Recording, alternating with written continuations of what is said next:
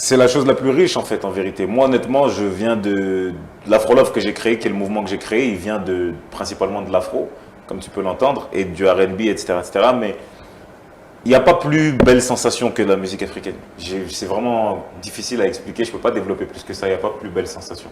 Tu peux mettre du R&B, tu peux mettre du hip-hop, tu vas turn up, tu vas kiffer, mais cette sensation de l'afro, surtout comment l'afro aujourd'hui est fait, je pense à plein d'artistes, tu vois, je pense à Wizkid, je pense à Burna, je pense à tous ces artistes-là qui font aujourd'hui la grosse musique d'ici, qui a réussi à s'expatrier en plus au States et en France et tout.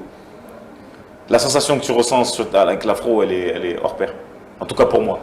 Il n'y a pas plus belle sensation que la musique africaine, honnêtement. Ok, vous connaissez des artistes sénégalais? J'en écoute deux, moi, je te cache pas. J'écoute Deep ici et Ngaka Blindé. Pourtant, j'ai parié. Pourquoi? Sur la question. J'ai dit que Taïk va répondre Deep. Donc la personne avec qui j'avais parié au bureau, merci de préparer mon argent.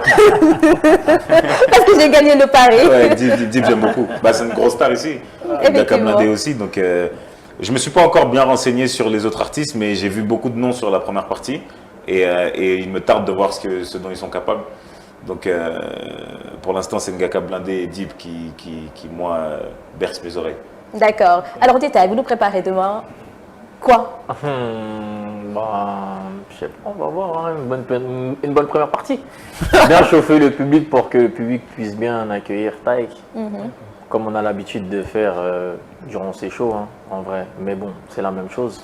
C'est les premières parties que je fais, en tout cas moi, avant que lui vienne mettre un coup de hache. Genre, c'est un échange d'énergie, donc en vrai, faut juste venir en fait. Ouais. D'accord. Ce qui est bien chez Titaï, c'est que il fait pas parce que ça arrive que des artistes fassent leur première partie en oubliant que c'est une première partie. Le principe d'une première partie, quand même, c'est de montrer ce qu'on sait faire, bien sûr, en tant qu'artiste, mais c'est de mettre en valeur l'artiste principal qui arrive, tu vois. Et Titaï, il fait vraiment ça à merveille, et je dis vraiment pas ça parce qu'il est là, mais il a ce rapport entre sa première partie, il est Titaï, c'est un artiste aussi à part entière, mais il est quand même là pour accueillir l'artiste que je suis.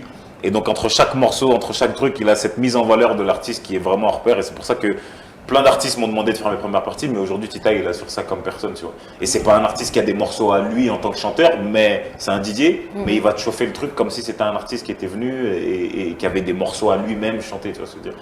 Il met vraiment en valeur l'artiste qui arrive après, et ça, c'est lourd. D'accord. Ouais.